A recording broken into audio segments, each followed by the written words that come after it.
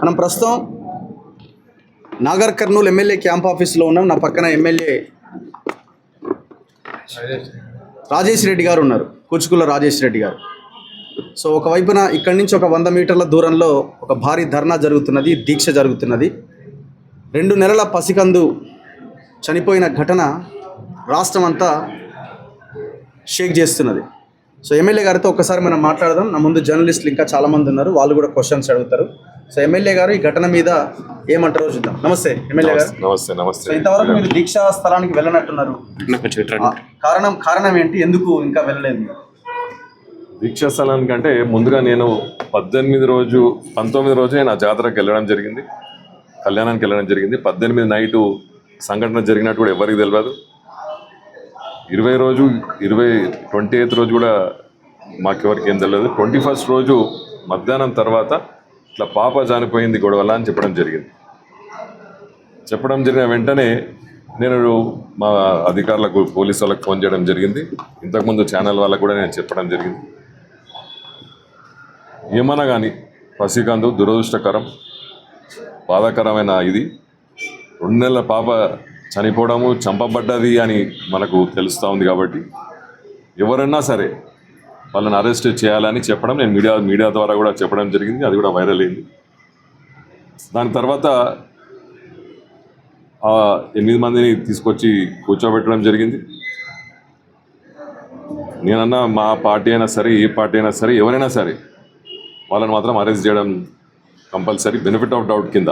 ఇప్పుడు అది మీరు పోలీసుల విధంగా మీరు ఇంట్రాగేషన్లను మీ ఇన్వెస్టిగేషన్లో తెలిసే వరకు బెనిఫిట్ ఆఫ్ డౌట్ వాళ్ళు కేసు పెట్టారు. ఆ పాప చిన్న పాప, 2 నెలల పాప, వాళ్ళు కంప్లైంట్ చేస్తున్నారు కాబట్టి ఫస్ట్ అరెస్ట్ చేయండి అని చెప్పడం జరిగింది. దాని తర్వాతనే వాళ్ళని నైట్ వాళ్ళని అరెస్ట్ చేయడం జరిగింది. దాని తర్వాత ఘటనా స్థలానికి నేను నెక్స్ట్ డే హైదరాబాద్ వెళ్ళిపోయిన తర్వాత అన్ని సంఘాల వారీగా వచ్చి ఆడ ధర్నాలు చేయడం జరిగింది. నేను పోలీసు వాళ్ళని అప్డేట్ చేస్తూనే ఉన్నాను. మీరు ఎటువంటి ఉన్నా కూడా మీరు ఫస్ట్ ఇన్వెస్టిగేషన్ చేసే ముందు మీరు ఇవన్నీ క్లారిటీగా ఉండాలి. ఎటువంటి సంఘటన జరిగిందో, ఏం జరిగినా కూడా ఆ పాప చనిపోయిన దురదృష్టం, మనం దాన్ని బేస్ చేసుకొని మనం నడవాలని చెప్పడం జరిగింది. సో ముఖ్యమంత్రి గారు మీకు ఇంతవరకు ఏమైనా ఫోన్ చేసి ఏం జరిగిందని కనుక్కునే ప్రయత్నం ఏమైనా చేశారా? ముఖ్యమంత్రి గారికి ఆల్రెడీ అప్డేట్ చేయడం జరిగింది త్రూ, నాకు తెలిసి అధికార పరంగా కానీ అందరికీ. నేను కూడా వారి సీఎంఓ కూడా చెప్పడం జరిగింది నేను ఇలా ఉందని. పర్సనల్గా అయితే నేను సీఎం గారితో మాట్లాడలేదు. పోలీసులు అసలు పాప అక్కడ లేదు అని చెప్పేసి నేను డిఎస్పీ మాట్లాడారు. ఈ రోజు బయటపడుతున్న వీడియోలో పాప అక్కడే ఉన్నట్టుగా చాలా క్లియర్ కనబడతాం. పాప తల్లి సంఘటన అది నాది ఇప్పుడే చూస్తున్నాను ఆ వీడియో. ఇప్పుడే అబద్ధాలు ఆడటం వెనుక ఏమైనా కుట్రలు ఉన్నాయా? అసలు ఏంటి కావాలని బ్లేమ్ చేయడం ఎందుకు?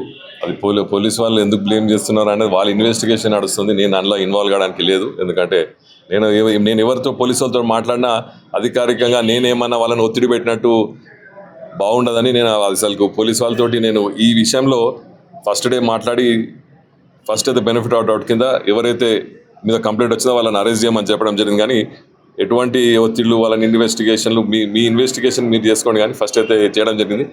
ఆ ఒత్తిళ్ళు మళ్ళీ వాళ్ళకి తెలియాలి, అది నాకు సంబంధం ఉండదు కదా. రాజేష్ రెడ్డి గారి ప్రెజర్ ఏమన్నా ఉందా పోలీసుల మీద?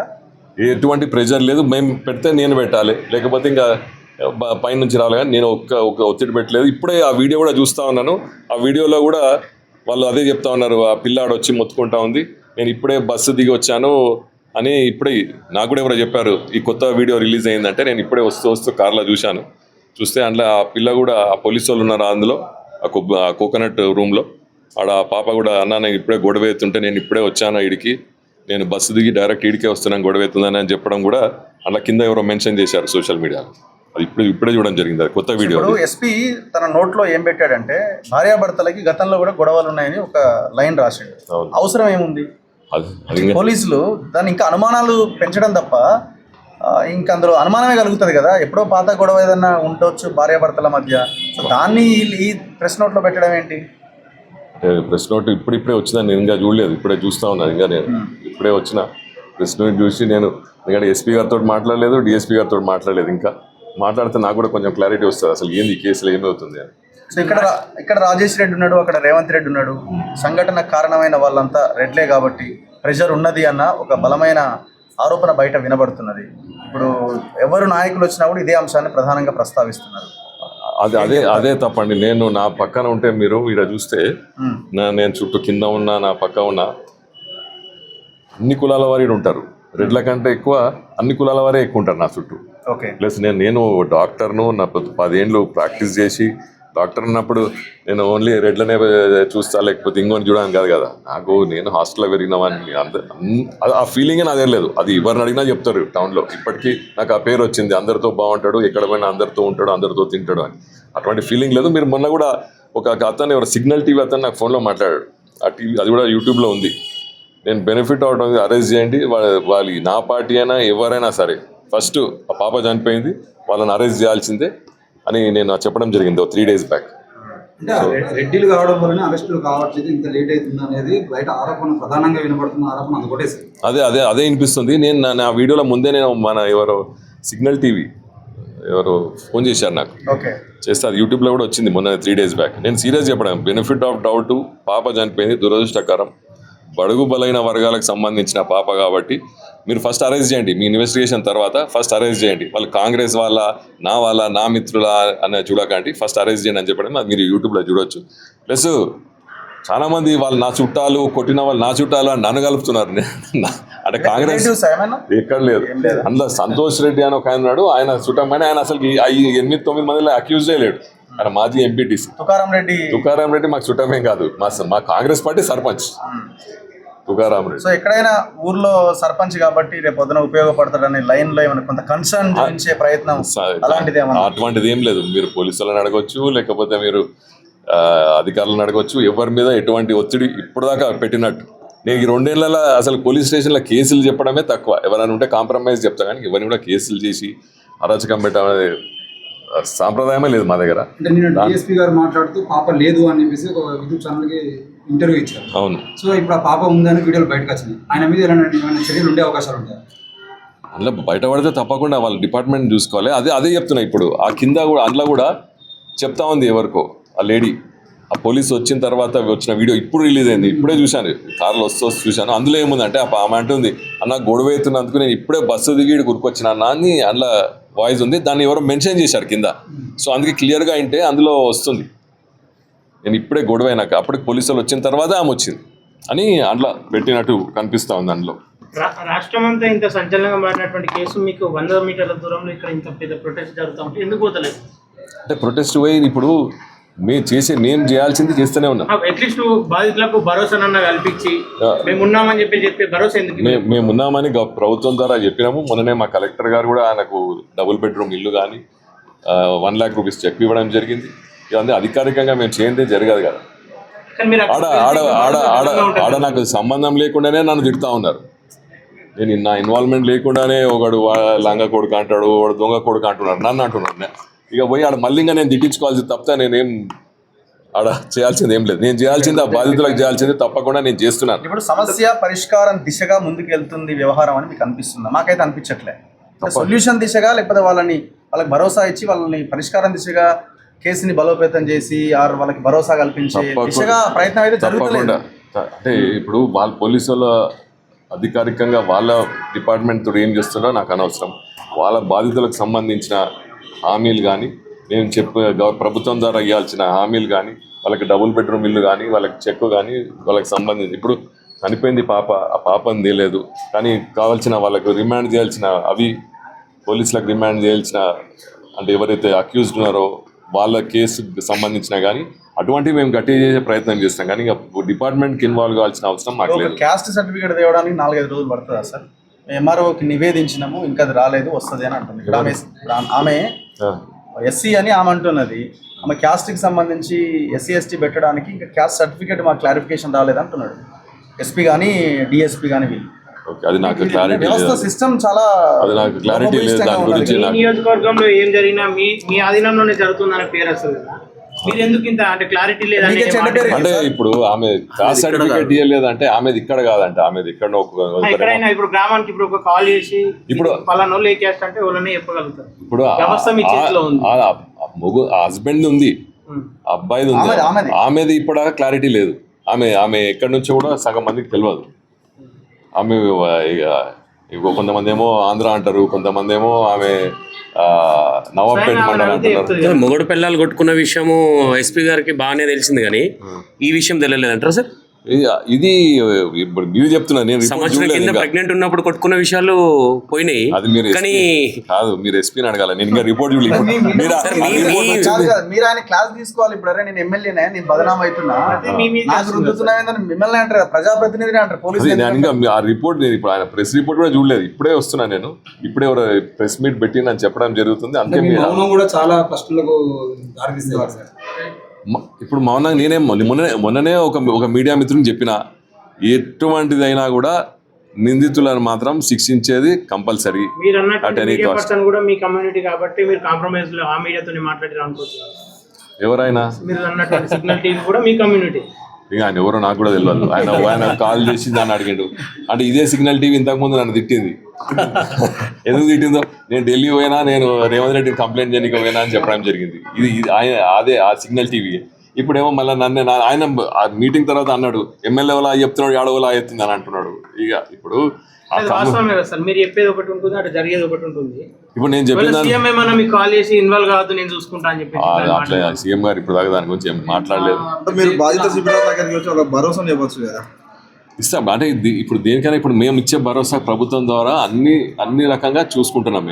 మేము మొన్ననే ఫస్ట్ డే వచ్చినప్పుడు కలెక్టర్ గారు వచ్చి 1 lakh ఇవ్వడం జరిగింది. నేను చెప్తున్నా కదా, ఇప్పుడు నేను ఆడికి వెళ్ళి అసలు ఇంట్లో ఇన్వాల్వ్మెంట్ కాకముందే నన్ను శిబిరాం కాడ ఇష్టం నాడు తిడుతున్నారు. అంటే మీరు వచ్చినప్పుడు సానుభూతి ఒకటి వేరే అవుతుంది కదా. మీరు నిజంగానే మీరు తిడుతున్నారని ఇక్కడ ఉంటే ఇంకెక్కువ మీ మీద ఆరోపణలు ఉంటాయి కదా. మేము తప్పకుండా ఆ కుటుంబాన్ని ఆదుకుంటామని చెప్పినాము. ఆదుకునే విధంగా చేస్తున్నాం కూడా. వారికి ప్రామిసెస్ ఏవేవి చేస్తామన్నా అది చేస్తామని చెప్పినాం.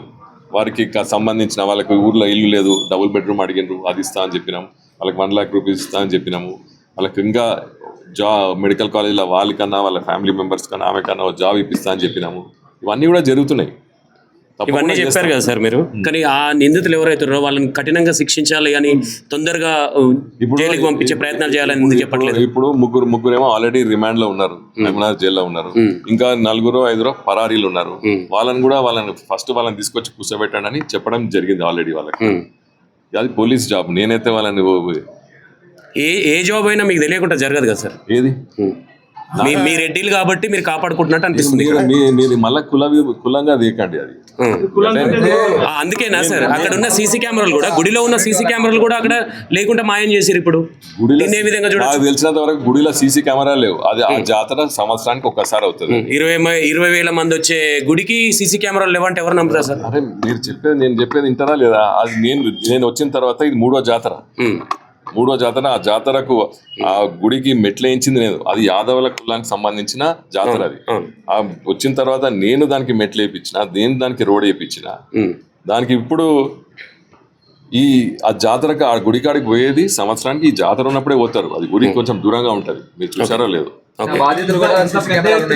ఒకటి లేవు కాదు సార్. ఇప్పుడు కొబ్బరికాయ 50 రూపాయలు పెట్టి ఎవరైతే కొనుక్కుంటారో, కొబ్బరికాయ కొన్న వాళ్ళే దర్శనం చేసుకోవాలని రూల్ ఏమైనా ఉంది అక్కడ? మరి అక్కడ ఫ్లెక్సీ ఎందుకు పెట్టారు? బోర్డు ఎందుకు పెట్టారు అక్కడ? కొబ్బరికాయ కొనుక్కున్న వాళ్ళు పోతారు అని పెట్టింది. కానీ కొబ్బరికాయకు ఒకరికే అనుమతి అని ఉంది కింద లైన్ చాలా క్లియర్ గా రాసినారు. నాకు తెలిసినంత వరకు అటువంటిది ఏం లేదు. జాబ్ ఇస్తాము, కావాల్సిన అన్ని ఇస్తాము అని చెప్పేసి మీరు అంటున్నారు, కలెక్టర్ అంటున్నారు. అసలు పాప అక్కడ హత్య చేయబడలేదు అని చెప్పేసి పోలీసులు అంటున్నారు. హత్య చేయబడినప్పుడు అసలు ఆ కేసులో వాళ్ళు లేనప్పుడు మరి ఇవన్నీ ఇవ్వాల్సినటువంటి అవసరం ఏమున్నది? అదే చెప్తున్నాం కదా, అది 100% రెండు వర్షన్స్ సెట్ అవుతుంది కదా సార్. ఇప్పుడు నిజంగానే అక్కడ హత్య చేయబడ్డదంటే మీరు అన్నట్టు ఎట్టి పరిస్థితుల్లో పాప చనిపోయింది కదా, ఆ ఫ్యామిలీని అయితే మనం ఆదుకోవాలి కదా. ఇదంతా ఇష్టపడదాం. వాళ్ళ పాప అయితే చనిపోయింది కదా. ఇప్పుడు వాళ్ళ హత్య చేయబడ్డదా అంతా వాళ్ళు అధికారులు పోలీసులు చూసుకుంటారు. కానీ పాప చనిపోయినందుకు ఆ ఫ్యామిలీకి అయితే మనం ఆదుకోవాలి కదా. నా వర్జన్ అయితే యాజ్ ఎమ్మెల్యే నేను డెఫినెట్లీ ఆ ఫ్యామిలీని మాత్రం ఐ టేక్ కేర్. ఎత్తున ఇష్యూ జరుగుతుంటే డిఎస్పీ కేసును పక్కదో పట్టించే ప్రయత్నం చేస్తున్నారు కదా. అక్కడ అసలు పాపే లేదు అని చెప్పింది కదా. డిఎస్పీ మీద ఏమైనా యాక్షన్ తీసుకోమని ఎస్పీ గారికి ఏమైనా చెప్పగలుగుతారు? ఇప్పుడే రిపోర్ట్ వచ్చింది. ప్రయత్నం చేస్తున్నారు కదా ఏకపక్ష ధోరణితోటి. ఇప్పుడు నేనేమంటున్నా అంటే ఇప్పుడే ఆ రిపోర్ట్ వచ్చింది, ఎస్పీ రిపోర్ట్ వచ్చింది కదా. దాన్ని బట్టి నేను ఆ ఎస్పీ గారు కానీ డిఎస్పీ గారితో ఇంకా మాట్లాడలేదు. ఇప్పుడే చెప్తాను రఘు గారికి, ఎవరో మా వాళ్ళు చనిపోతే ఆ తాండాకు పోయి వాళ్ళని పరామర్శించి ఇప్పుడే వచ్చాను. ఇప్పుడు రిపోర్ట్ వచ్చింది, ఇంకా రిపోర్ట్ చూడలేదు. ఆ రిపోర్ట్ సగం డీటెయిల్స్ మీరే చెప్తా ఉన్నారు. అది చూసిన తర్వాత నేను మళ్ళీ ఈవినింగ్ ఇప్పుడు కొంతసేపు అయినాక కానీ చాలా ఆలస్యం జరిగింది సార్, మీరు అక్కడికి వెళ్ళాలి. ఏదో ఇప్పుడు వెళ్తారా? రేపు పొద్దున వెళ్తారా? కమ్యూనిటీ వాళ్ళ ఫస్ట్ ఆమె ఆయన ఎవరు వస్తారు? నేను వస్తాను. నేను వాళ్ళను ఎట్లా పరామర్శించుకోవాలో నాకు మా ఐడియాస్ ఉన్నాయి, వాళ్ళని ఎట్లా కాపాడుకోవాలో ఉన్నాయి. ఈడ కుల విభేదాలు అవి ఏం లేవు. అన్నీ మాకు సంబంధించి ఈ camp office open for all. ఇంతకుముందు ఈ క్యాంప్ ఆఫీస్లోకి ఎంటర్ కావాలంటేనే ఆ పర్మిషన్ అంట. ఇప్పుడు నా బెడ్రూమ్ దాకా అందరూ వస్తారు. ఆ కులం ఈ కులం అని కాదు, సగం మంది నాకు ఏ కులం కూడా మేము అడగాము. అటువంటి వాతావరణం మీరు ఉంటుంది కాబట్టి అందరికి బయట మీరు అడిగినా కూడా మీకు తెలుసుకోవచ్చు. ఎందుకంటే నా కులం డాక్టర్ కులం, అందులో నుంచి ఇందులోకి వచ్చాను. అక్కడికి వెళ్తే చాలా క్లారిటీస్ వస్తాయి, చాలా మందికి అనుమానాలు పోతాయి. ఇప్పుడు మీడియా తప్పకుండా వస్తాను. Okay sir, thank you. Thank you.